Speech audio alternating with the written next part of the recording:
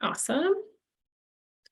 We do have a very lengthy, it's a hardy presentation for you today, focusing on the grant management aspects of the poll worker award.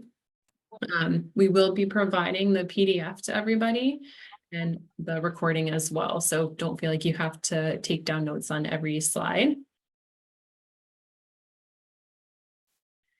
And as you are putting your information into the chat box, please also let us know if you hosted an event for Help America Vote Day this past January 30th. We would love to know and hear how it went.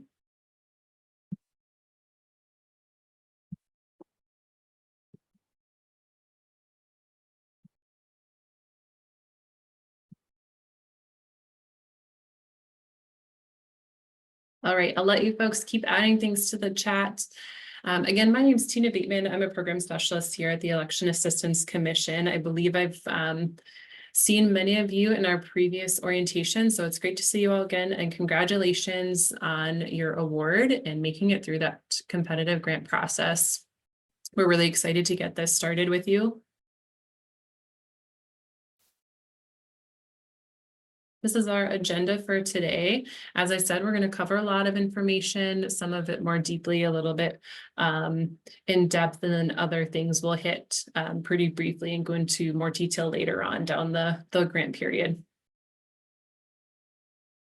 If you have questions, we'll definitely pause, but please go ahead and put them in the chat box or raise your hand and shout them out. And you can see we have a smaller group today. We did award out 7 Service Day awards, so we can be a little bit more informal in chatting and how we communicate today. Oh, and there's some events that happen on Help America Vote Day. That's wonderful.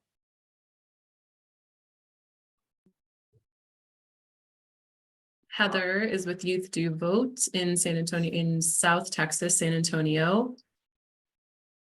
Hosted a Help America Vote Day event, the Youth Voter and Poll Worker Fest. Oh, Allison Gardner hosted 3 events with partnering campuses.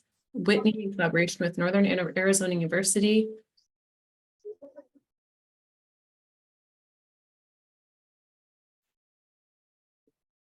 It's great to hear the events happen. If there's more information you would like to provide to us while it's fresh in your minds, even though your progress reports aren't due for another year, please send us an event recap. We would love to hear that.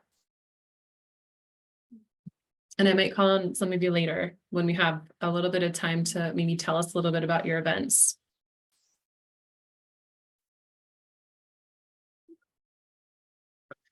Okay, so this is our Office of Grants Management here at the EAC. We're a very small federal agency. We primarily are working with the Help America Vote Act funds in our office. Those are mostly formula funds. That's funds that are determined based on a formula that's typically population size. So that means that our grants office usually works with long-term grantees, states, and territories. We're excited to be having this discretionary grant program. It's been over 10 years since this program was last released. And when you receive your NOA, your notice of award, that's in the next couple of weeks, you'll also be assigned a grant specialist. So it'll be one of the 5 individuals on the screen that you see there. And that person will be working with you on all of the day-to-day aspects of managing your award. And you can see our grant instructor up there is Risa Garza. Risa, would you like to say a quick hello to everyone? Good afternoon, everybody, and congratulations on receiving this award. I just wanted to say that it's been over 10 years since the EAC has been able to offer this opportunity, so we're very excited to kind of revitalize the program and see what everybody can come up with to really invigorate the election space. So again, just a big congratulations to everyone and welcome. Thanks, Risa. And as I said, you'll be assigned a grant specialist, but really our team is pretty close knit. We work very closely together, and you can see that grants email and the HAVCP email address, those go to all of us. We use that very fluidly so that we can all be aware of anything that's coming up in any of our programs or with grantees. And that way we can maintain consistency across our guidance as well as respond to you in case of an outage of someone. So reach out to your specialist or either of those email addresses and someone will get back to you. Your grant specialist has a couple of responsibilities here for you. We will be reviewing your reports, and in the case of your expenses being turned in as a result of the risk assessment, we'll be reviewing those for you. We'll be the person or the people that are responding to any of your questions and technical assistance requests as they come up and come in. We are your source for guidance on the federal regulations. That is at 2 CFR 200. If you're unfamiliar with that, those are the federal rules and regulations regarding grant management. When you sign your grant agreement, you are agreeing to adhere to 2 CFR 200. It's a very lengthy document, so we are happy to help advise you on how it applies to your program and the activities that you're performing. I think there's a little bit of background noise, so if you're unmuted, please do me a favor and just go ahead and mute yourself. Thank you. Okay. Sammy's going to talk more about our required risk monitoring in a couple of slides, but we will work with you on that as well as provide support during an OIG audit. Again, that's different from a single audit that you might be undergoing. The EAC does have their own Office of Inspector General that's an independently operated division. And because these grants are so short term, that may happen during the grant period, but most likely would happen after the fact. And if that's the case, then your grant specialist from the EAC will be working with you and the OAG throughout that process. And a lot of the information that we're providing today is to help you adhere to all of those federal regulations in the event of an audit.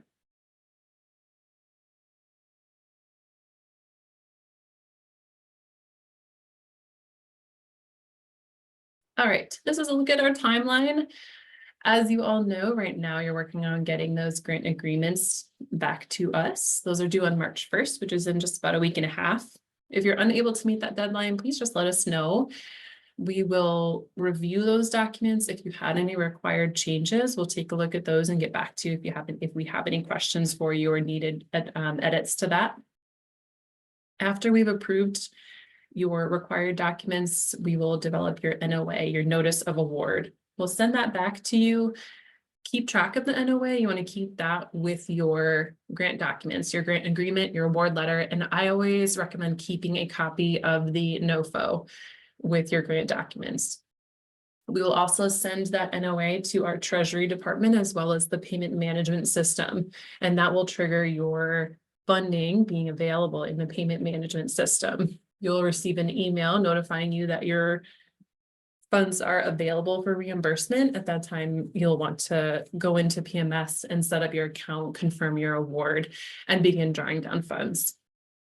Sammy's going to go into that process in a little bit more detail, but I do want to point out that between receiving your NOA from us and the time that you will be available to draw down funds is probably going to be about 2 to 3 weeks.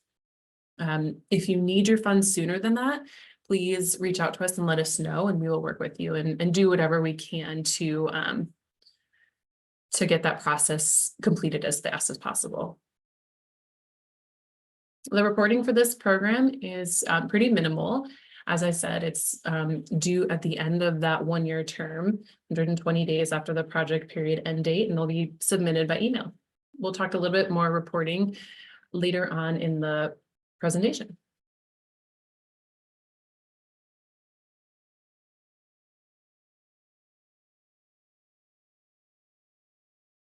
Okay, I'm not seeing any questions, so I'm going to hand it over to Sammy to talk about payments. And again, if you haven't put your name and organization in the chat, please do so we can track who is here.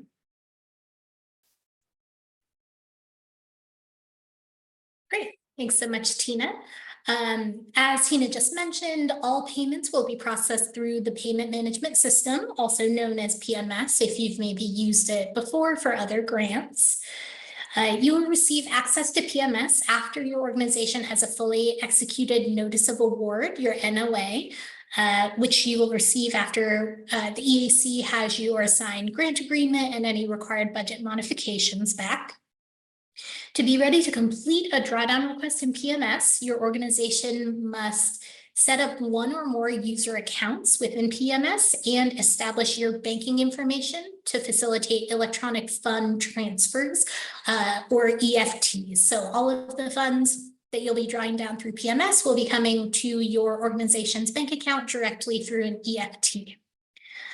We will be hosting a training with PMS staff that will take you through how to set up those user accounts, how to establish your banking information for those EFTs, and how to complete the drawdown request itself within the system. So keep an eye out for more information on when that training will be taking place. We should be sending out that time within the next week or so. And that PMS training will also be recorded and posted on our college program website, just in case you're not able to attend in person, or if you want to refer back to it in the future. Drawdowns can be requested in advance of expenses or as reimbursement for expenses that your organization has already incurred. If you are requesting funds in advance, then the drawdown request should be timed to limit the amount of time that federal funds are held within your organization's account. In the example that we have here, you wouldn't want to make the drawdown request just based on a quote or an estimate. You would want to wait until you're preparing to fulfill an invoice. So a good rule of thumb is that you don't want federal funds in your organization's bank account for more than 10 days. And always remember that expenses must be incurred within the performance period of the grant, and we have that here on the slide for you. With the exception, we are allowing pre-award costs for this grant program, which I'll cover a little bit more in a little bit on the next slide. But activities that have been completed during that project period, you may have payments for them that occur outside of the project period, and there is 120 days after the close of that project period called the liquidation period, where you'll basically be able to pay any outstanding invoices or anything you need to do for activities that happened prior to that January 31st, 2025 date. So don't worry about that too much now. Obviously, January is still a while away. So you will receive more information about the liquidation period and the process of closing out your grant once we're getting closer to that date. So definitely stay tuned. And Tina, if you want to move the slide forward, we can talk about pre-award expenses. So we are allowing pre-award costs under this program as long as they were incurred on or after November 16th, 2023. And that's the date that the funding opportunity was posted on grants.gov. So the idea there is that we want to make sure that the expenses were incurred in response to the funding opportunity, rather than trying to use grant funds to pay for activities that might have already been planned and weren't specifically, part of your grant program that you were proposing. To receive approval for pre-award costs, you'll send a request to the college program inbox, which is right there on the slide. It's that HAVCP@eac.gov. Your request should include a description of the activities, the dates, and the amounts of those expenses, and the supporting documentation for those costs that you're requesting to get that pre-award reimbursement for.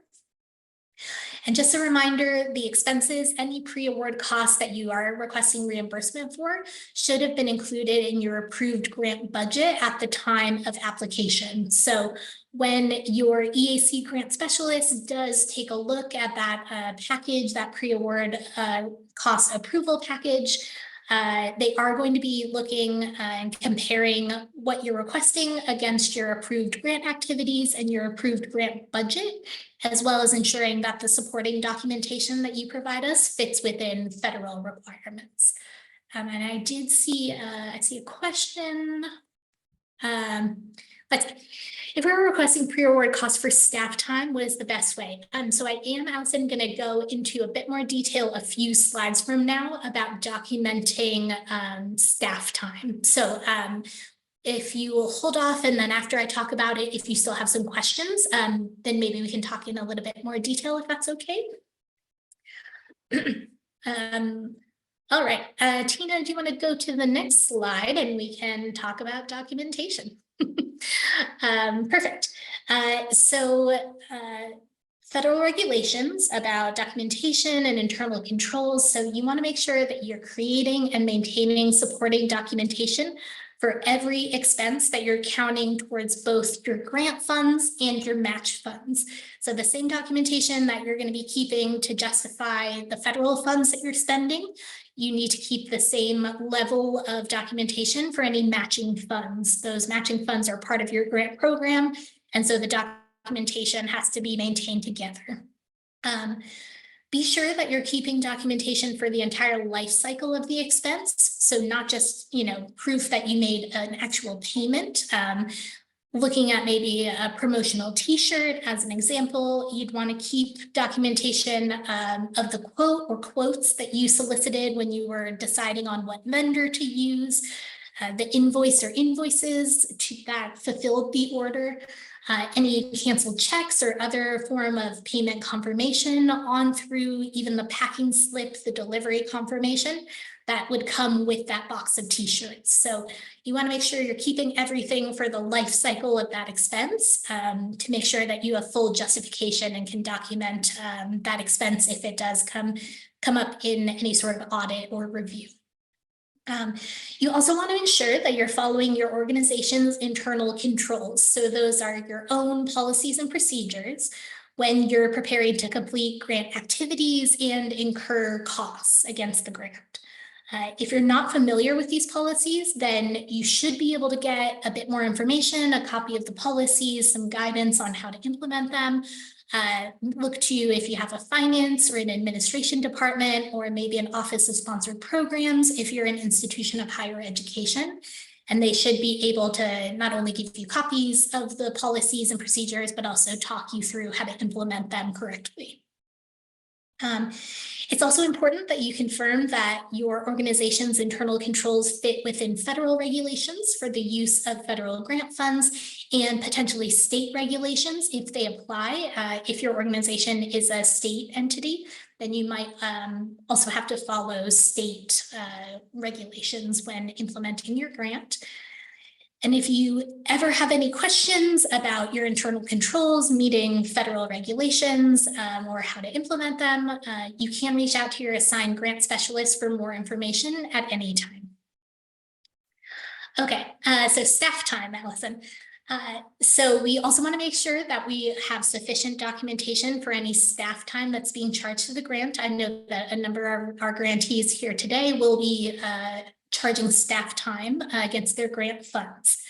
So similar for pre-award costs, it's going to be the same for staff time within the project period. So if you do have a staff member who is spending 100% of their time on the grant, that's all they work on, then you would have to do a periodic attestation at least every 6 months saying 100% of their time and effort is being spent on the grant. You throw that into their HR file, you throw it into your grants file, and as long as you're updating that attestation periodically, then you are good. That's a sufficient level of documentation to support charging their time against the grant. If you more likely, based on the amount of awards, you have a staff member who's working maybe on more than one grant, or they're splitting their time between this grant and other non-grant activities, then you're more likely going to be looking at a timesheet or an activity report that's going to indicate for the specific period, whether it's pay period or whether it's a month, not only the hours that they worked on the grant and the activities that they were doing for the grant, but also accounting for all of their other work hours during that given period. So you want to make sure you're not just documenting, okay, they spent 6 hours on the grant this week. If they're working a full 40 hours, your documentation needs to show us what they spent the entire 40 hours on, just so that we can make sure that time that's getting charged to the grant is really being used on the grant. So Allison, did that answer your question, or can I provide more detail for you? That answered it for me. Thank you. Okay, perfect. Thank you. Awesome. Okay, Tina, if you want to move to the next slide. An example of an activity report versus a timesheet. So an activity report, it might not have like they started their day at this time and ended at this time. It might look more, they spent 2 hours on this day, tabling at our Help America Vote Day event. So it might not have the level of sort of detail that your HR or your payroll department is going to want to actually like cut a check for somebody, but it's going to go more into the activities that they were performing and how it related to the grant. So basically how they're allocating their time day by day. That answer your question? Okay, perfect, thanks. Okay, risk assessment. So as part of the award process, we performed risk assessments for all grantees as required by federal regulations. Grantee risk level was scored on a number of elements, including prior federal grants management experience of your staff, exclusions and risk factors noted on sam.gov, which is a system for award management. That's where you would have gotten your UEI. The type of accounting system your organization uses, and any finding within recent past audits or potentially a lack of audits in the past few years. And based on these elements, each grantee was categorized as low, medium, or high risk. So your risk level, if you're not sure, it would have been included on your grant agreement, along with the required monitoring steps for this period, based on the level of risk that you were assessed at. And if you have any questions or you're not sure, feel free to reach out to your EAC grant specialist, or you can reach out to that HAVCP@eac.gov email address, and we can provide you more information. And when you receive your NOA, the executed NOA, you're also going to get a touch from your grant specialist, and they're going to go over in a bit more detail exactly what we're going to be looking for you as far as these compliance actions. So it's going to be a collaborative process. So as you can see here, our current monitoring period runs from February 1st to the end of April of this year. And all grantees for this period, everyone low risk, medium risk, high risk, is required to attend the new grantee orientation. So if you're here, you're already starting out on a good foot. If you were assessed as either medium or high risk, we are asking your organization to submit supporting documentation for expenses covered in either one or all of your drawdown requests during this period. So I'll talk more about that on the next slide, but stay on this one for a little bit longer.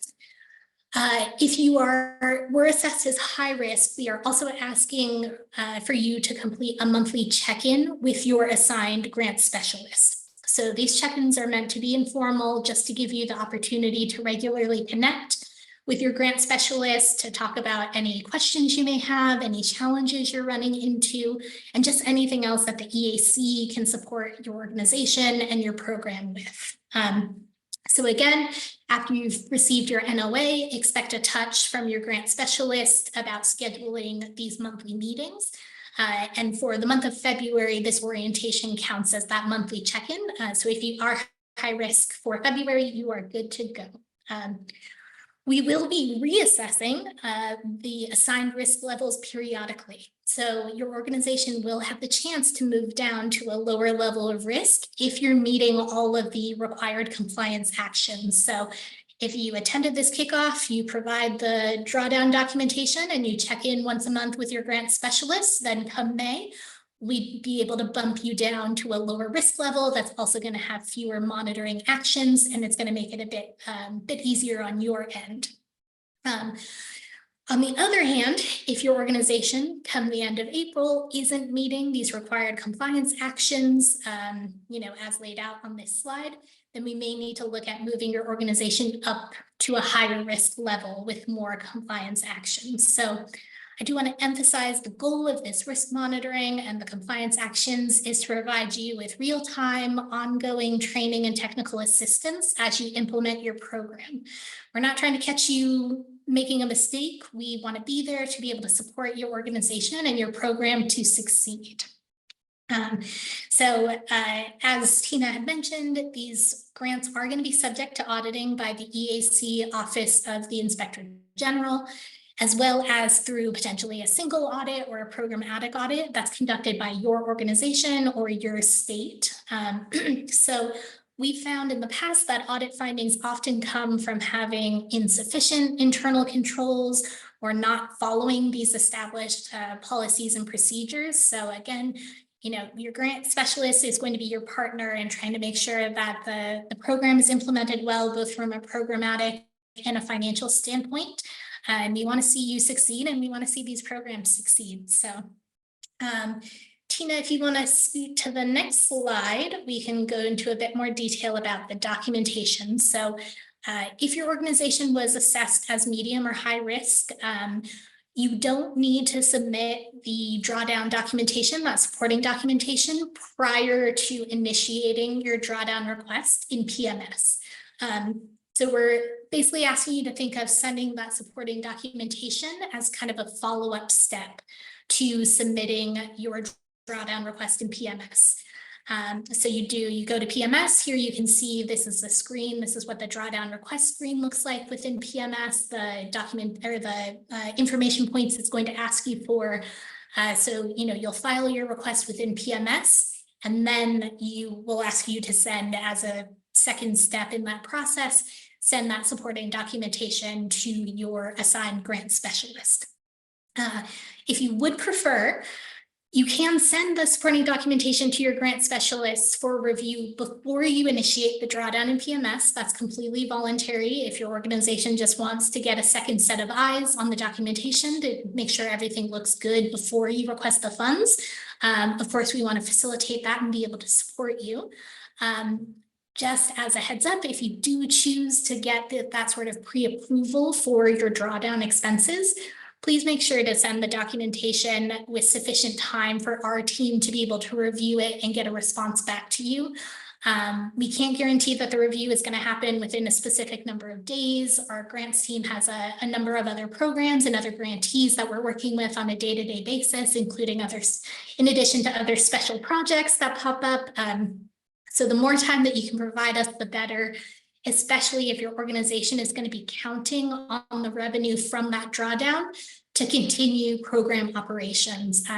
It just might take us a bit to turn around, looking at the documentation, particularly if it's for a larger amount or a higher number of expenses. So really just the more time you can give us, the better. So if your organization is medium risk, then we're only asking you to provide us that supporting documentation for the first drawdown you make during this monitoring period. So again, that's February 1st through April 30th. If your organization is high risk, then we are asking for you to provide that supporting documentation for every drawdown that you make during this period. And then just remember, if your organization does meet all of these compliance actions during that required period, then we will be able to move you down to a lower risk level and, sort of make the process a bit smoother and a bit more streamlined for all of us. So again, you'll be hearing from your assigned grant specialist with more details about all of these requirements that apply to your organization shortly after you receive your notice of award. So make sure you're keeping an eye out for that. And I will turn it back over to Tina. Thanks, Amy. If you have any questions, go ahead and put them in the chat. I do have a quick pop quiz for everybody. Please put in the chat true or false your required reporting, federal financial reports and progress reports will be submitted via PMS. True or false?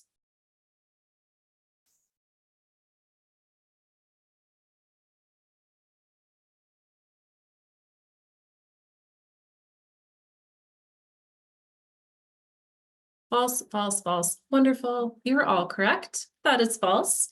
And we're going to move into reporting, which will be submitted via email at the end of your project period.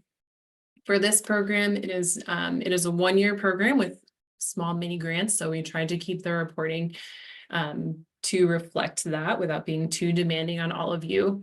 You have one set of reports, final reports that are due May 30th of next year. That's 120 days after the end of the project period. That's January 31st of 2025. A couple of things to consider with your reporting. I know it feels like it's a long ways away. We are going to ask you to report on all of the activities that were conducted, how it went, and your metrics, those performance measures that you identified in your application. Those will also be listed out for you in the remarks section of your NOA.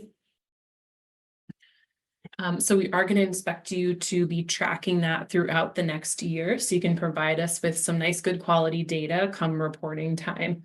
We also want to know things that worked well for you and things that didn't work well. And as I mentioned at the beginning, if you feel like you're not meeting your targets, if you feel like this the program needs to be adjusted to meet your community need, please reach out to us.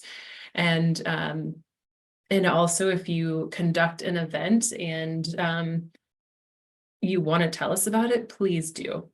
We love to hear from folks, especially when they're reporting on some of the good work done with grant funds. So feel free to always reach out via email with questions or reports on events and activities conducted.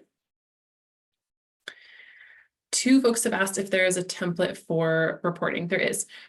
So the reporting templates were provided, the progress report template was provided with the application materials, and we will be updating our college program webpage to have those accessible for you. We'll probably be doing that in the next couple of weeks, and I can certainly send an email to everybody when those are ready for you so you have a copy and you can keep tracking. The federal financial report will be the standard federal financial report with a couple, just some instructions on how to complete that. And as I said, both of those will be submitted to us via email. And we will be checking in with you throughout this year, obviously, but we will definitely follow up towards the end of this year in terms of closing your awards, completing that reporting, and what that process will look like. I put our federal fiscal year on there for you just as a reference point that'll come up a lot as you're looking through some of the federal materials and guidance. And as a grantee, I always wondered why that why everyone got so busy in September, and that is why. I'm going to move into FAQs. These are a couple of different topics that we will hit briefly. Any questions on reporting or anything else that we've covered up to this point?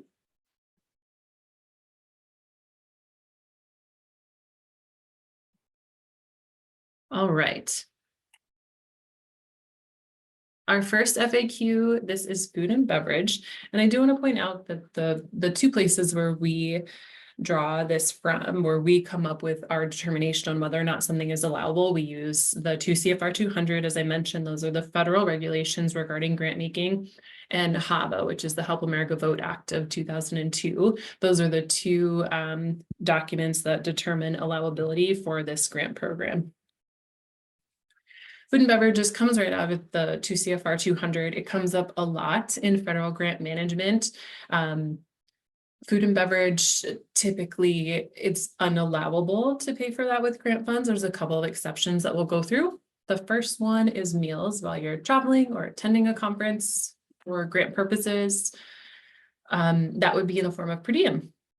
And we do recommend that you use your internal policies regarding per diem and also reference the GSA rates. And you can see that there's a link to the GSA rates right there. And again, you will get a copy of this presentation. The second exception is if you're hosting a training where technical information is disseminated to a singular audience. So an example of this would be hosting a poll worker training that is several hours. It covers snack or meal period. You have one audience the entire time, and they're learning how to be a poll worker. Yes, that's allowable. If you are hosting an event where you are talking about becoming a poll worker, it's over several hours, but folks can just come and go as they please and ask questions or listen, but not stay for the whole time, and they're not really receiving the benefits of that whole training. That would not be considered allowable. So you want to think about, are we having registration? Are we tracking attendance of folks who have come? Other things to consider is doing some like pre and post surveys about whether or not folks have increased their information, their education about poll workers. That can be really helpful if for some of your reporting and performance measures. And you can see on the screen, there's another example of there, like be a poll worker on a candy bar and handing those out. That wouldn't really be allowable. But if you are having one of those poll worker trainings, as I mentioned, food and drink are allowable. And of course, alcohol is never allowable with federal funds.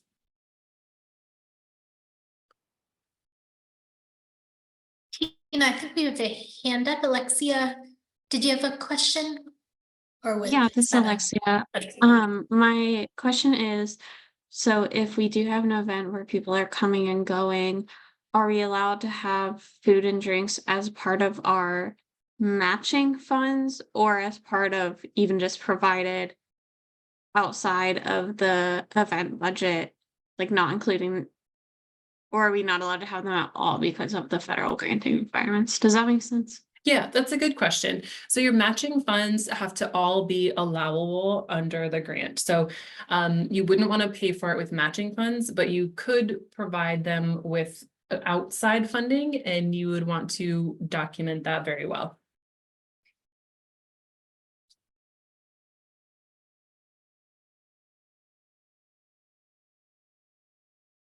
Okay, thank you. Yeah.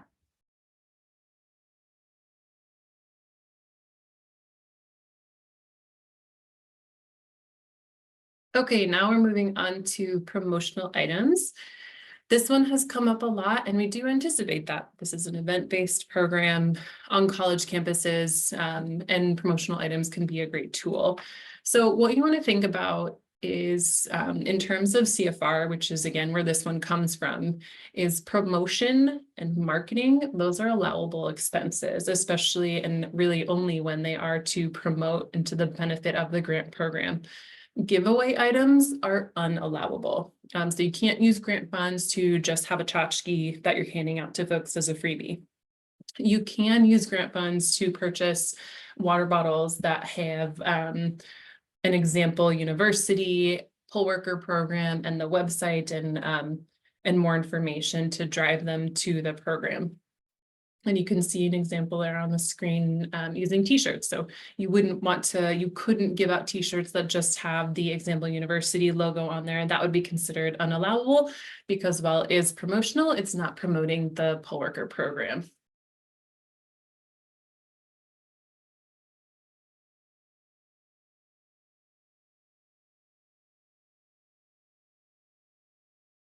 Okay, I'm going to move into get out the vote.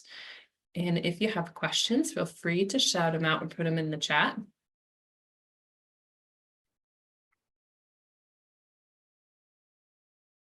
All right, so I know that we've talked a lot about get out the vote efforts in our previous orientations. Just to give you a little bit of background, HAVA, Help America Vote Act, is intended to improve voter education and their ability to access polling and cast votes. Get out the vote, and what HAVA is not, is to increase voter registration and voting. So we draw a really strict line here that HAVA cannot pay for those activities. We do understand that, especially in this situation, these are mini grants for event-based opportunities that you would and may want to host events that are voter registration drives as well as poll worker drives. If you're going to do that, you need to be sure to document really clearly where the money is coming from for both of those programs. You can see an example on the screen as North Southern University is hosting a poll worker recruitment event in combination with their voter registration fest. You can certainly do that. There's benefits to doing that. The poll worker activities and supplies including handouts, buttons, stipends. They're paid for with HAVA funds. Those are college poll worker funds. And the voter registration fest materials and staff are paid with separate funding. Ideally, those staff members are working on separate things, not the same activity. Any joint expenses, like room rental fees or marketing, need to be allocated between the two initiatives using a formula. And you can see an example of the formula below there. It's based on the number of registrations that you anticipate for your poll worker and for your voter registrations. And then you use that to create a percentage of the funding that will be paid for by each program. Can I answer voter registration questions at a poll worker event? Certainly you can, and we expect that, you're hosting an event that's based on recruiting poll workers, and you're going to get folks to ask questions about elections. The primary purpose of the event needs to be to recruit and train poll workers.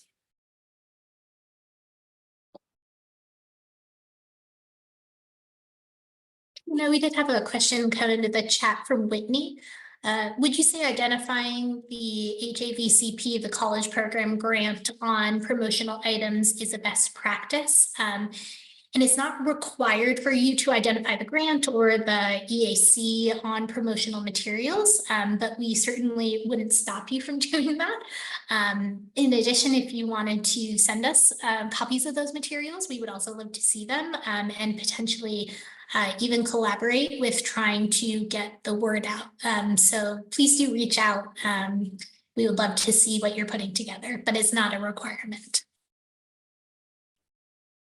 Yeah, and certainly for those marketing materials, we're going to provide a press kit, and we're going to have our comms team do a presentation for everybody and how you can use EAC materials to help support your program and vice versa.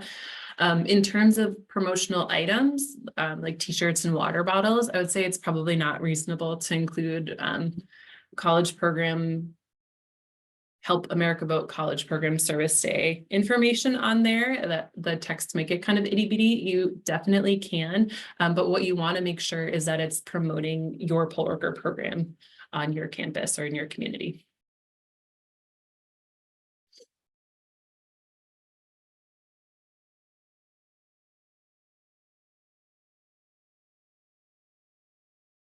Awesome. And we did get a number of questions in our poll worker orientation, which we just had at 2 o'clock today, about when those press kits will be available.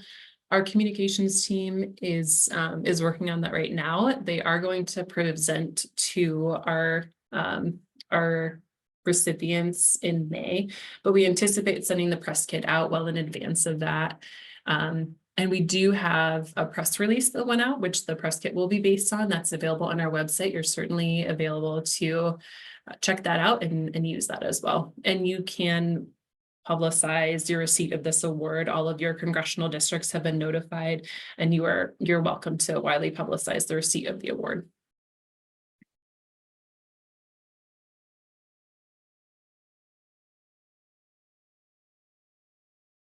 Okay, we're going to move away from get out the vote and hit on some grant amendments.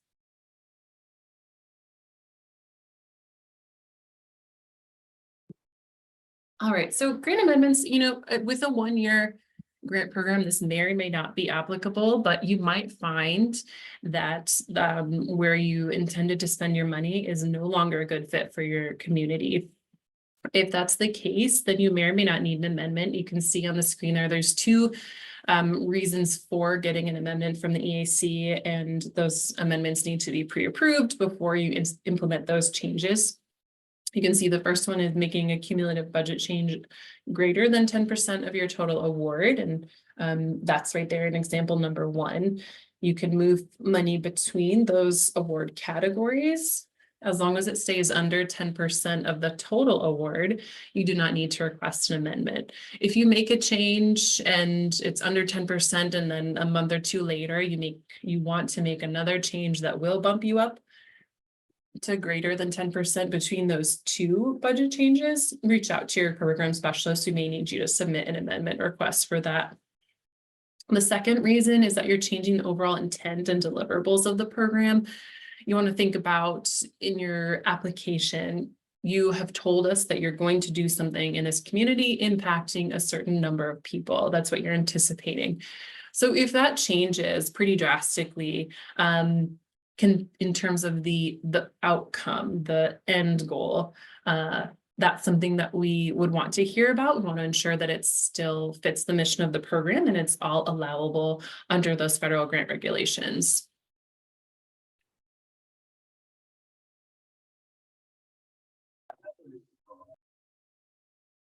If you do need to submit an amendment, here's the process for doing so. You can always reach out to us and say, hey, I don't know if I need an amendment for this. Can you just let me know? And we certainly will do that.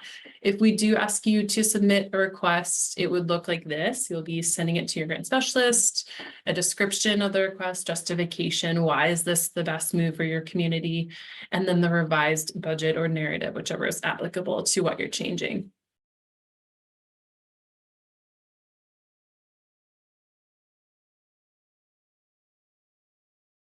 And I did want to mention really briefly, but in a one-year grant program, I don't anticipate the award end date, especially with mini grants, being too much of an issue. But if you feel like your award is going to be ready to close, if you anticipate using all of your funds very early, we'd like to hear about that too. We want to see it in your budget and in some narrative, and we can work with you on that.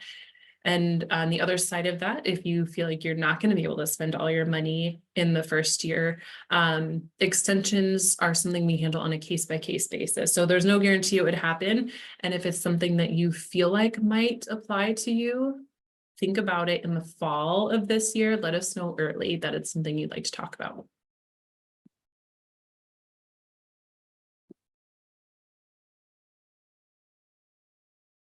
Okay, that is the meat of this presentation. I'm going to hand it back over to Sammy to talk about quarterly program calls, and then we'll have some time for questions.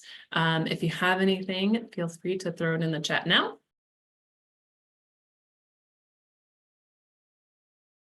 Thanks, Tina. So yeah, we want to stay in touch with you, and we want all of you to have the opportunity to also stay connected with each other beyond this orientation. So we've scheduled quarterly program calls that will be informal gatherings to ask questions for the EAC grants team, to network and share with other poll worker and service day grantees, and to hear useful information from other departments within the EAC. So you can see on the slide, we have all the sessions scheduled for 2024 listed here, and we will be sending out registration and attendance reminders closer to those dates as well. So don't feel like you have to scribble all of those down right now. We will be doing touches much closer. Each session is going to be a mix of a more organized presentation about a specific topic, with plenty of time for Q&A about that topic, as well as an open forum for questions, concerns, feedback that you have for the EAC, and for your other college program grantee cohort. So the first session that's scheduled for May, we're going to be joined by our EAC communications team, and they'll be discussing how to promote programming and events, use of social media and other promotional campaigns, and just other good ways to get the word out about your program. Then for the second session in July, we'll be joined by the EAC subject matter expert team, who are the minds behind the guidebook for recruiting college poll workers. And they'll be with us to talk about strategies to engage college students as poll workers and more generally in the elections process. And then another upcoming event we're going to host that's not included on this slide, but we want to shout out is we're going to have a session with our EAC, the Office of the Inspector General, the OIG, to provide more information on internal controls. So those policies and procedures that your organization needs to have in place, as well as federal regulations around grant management. So if you feel like your team would benefit with a standalone, more in-depth dive into internal controls and grant management regulations, we will be sending out information about that session soon. And we would encourage anyone to attend who wants to learn more about the federal grants process. Okay.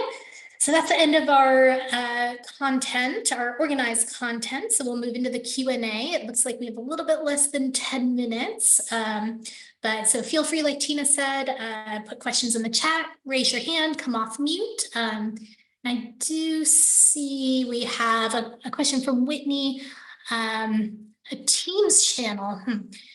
So we do use Teams internally.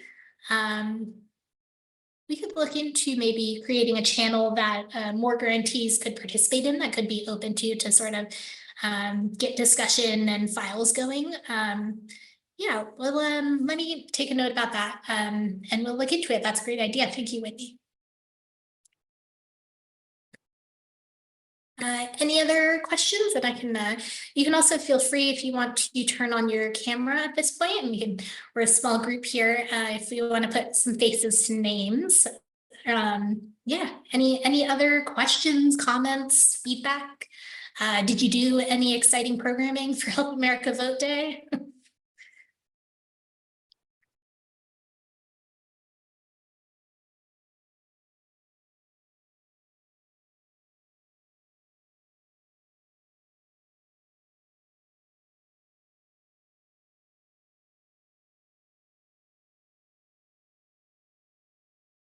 Yeah, perfect.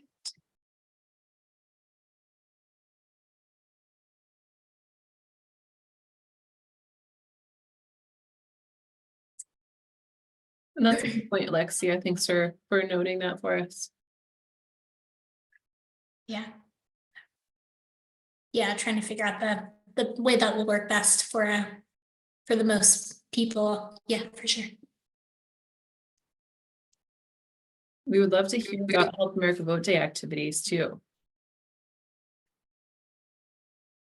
I'm curious, does anybody want to share kind of some of their like plans that they wrote into their grants? Anybody?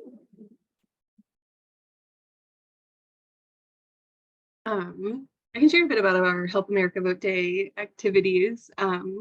With the League of Women Voters of Maine, I run our college and high school program called Maine Students Vote.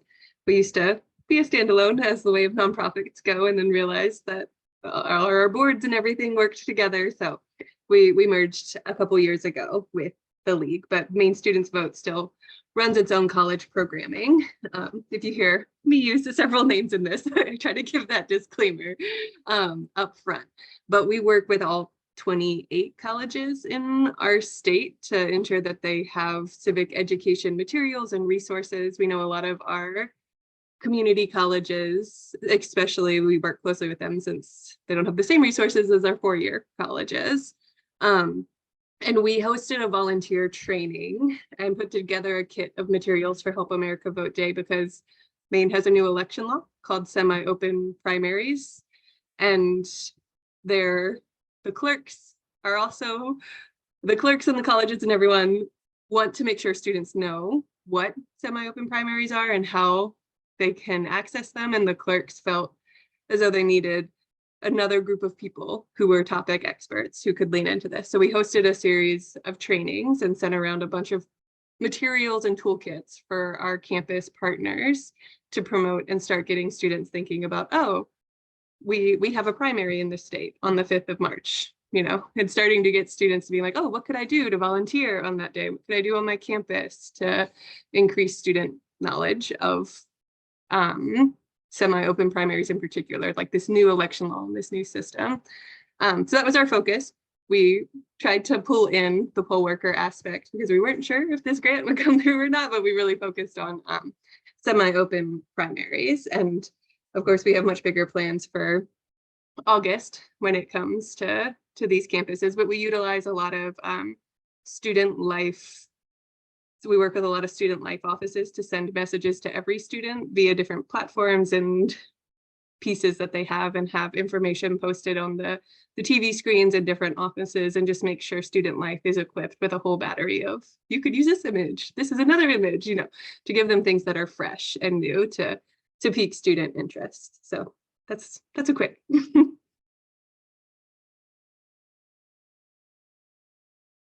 Allison, Heather also asked, has anyone in the group, were they funded in the past for the college program? I don't think we have anybody, but I'm with Covina County Elections Department, so not a college, and we get HAVA funds. So thank you for HAVA. Our voters appreciate it.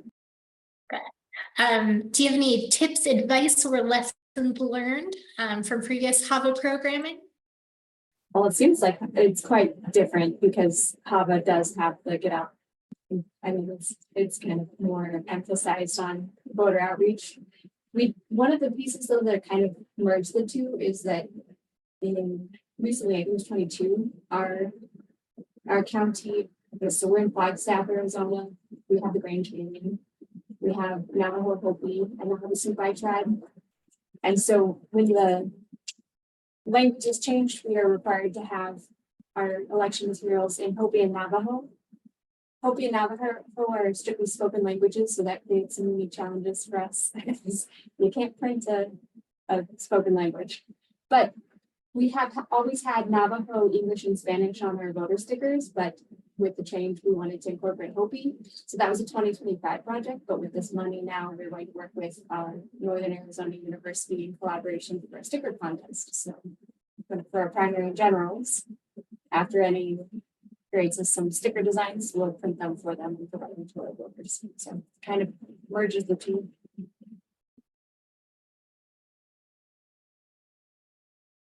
Thanks, Whitney. Thanks, Allison. We are. Also, thanks for representing our county. You guys had Horseshoe Bend. That's us. It's exciting to hear what folks are working on. And we look forward to hearing more and connecting with you all again in May. And Sammy may have mentioned this, but those quarterly meetings are with the entire cohort. So all of our pro worker program recipients will be there as well. There's 14 of those folks, and there's 7 service day recipients. So we're really excited to bring everybody together for those. We hope we get some good participation. So that's the end of our presentation. It's been really wonderful seeing you all and hearing from you. Please feel free to reach out if you have any questions, if you're having any trouble getting those grant agreements back to us as well. And that's all we've got for you, but it was wonderful, and we have a great rest of your day.